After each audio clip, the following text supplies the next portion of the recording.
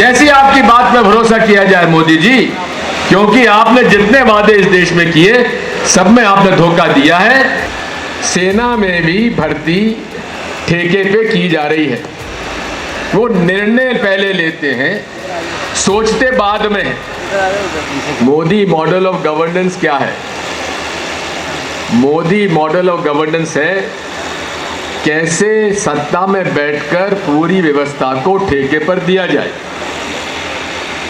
पता नहीं कितने लोगों को मालूम है, गुजरात में पुलिस की भर्ती भी ठेके पर होती है। थोड़ा नीचे करो यार। और उसके बाद प्रधानमंत्री बनने के बाद joint secretary, additional secretary level पर भी लोगों को बाहर से ठेके पर लिए गए।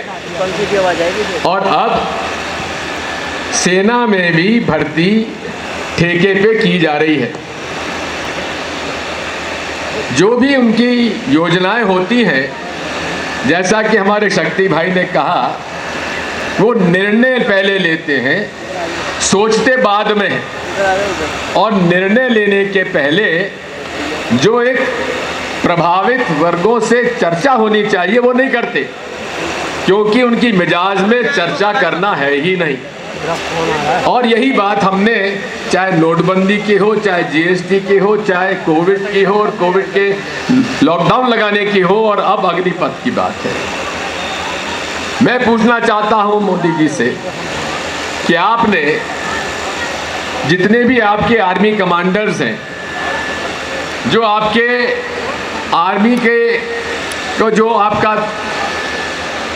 अधिकारी हैं, क्या उनसे आपने कभी चर्चा करी इस अग्निपथ के बारे में? और साथ में मैं बताना चाहता हूं कि मध्य प्रदेश में कांग्रेस की सरकार ने भूतपूर्व सैनिकों को 10% ग्रेड 4 में और 5% ग्रेड 3 में नौकरियों के लिए कानून नियम बनाया हुआ था। लेकिन आज पूरे मध्य प्रदेश में भूतपूर्व सैनिक आंदोलित हैं, क्योंकि उन्होंने इस नियम का पालन नहीं किया।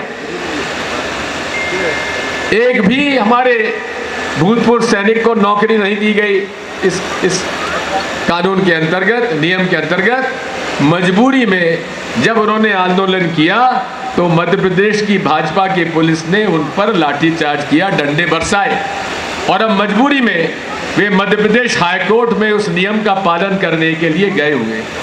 कैसी आपकी बात में भरोसा किया जाए मोदी जी, क्योंकि आपने जितने वादे इस देश में किए सब में आपने धोखा दिया है। इसलिए पहले आपने किसानों को सड़क पे उतार दिया, और अब उम्मीदवार जवानों को आपने सड़क पर उतार दिया। मैं आपसे अनुरोध करता हूं कि जिद मत करिए। अग्निपथ की योजना सफल नहीं होगी।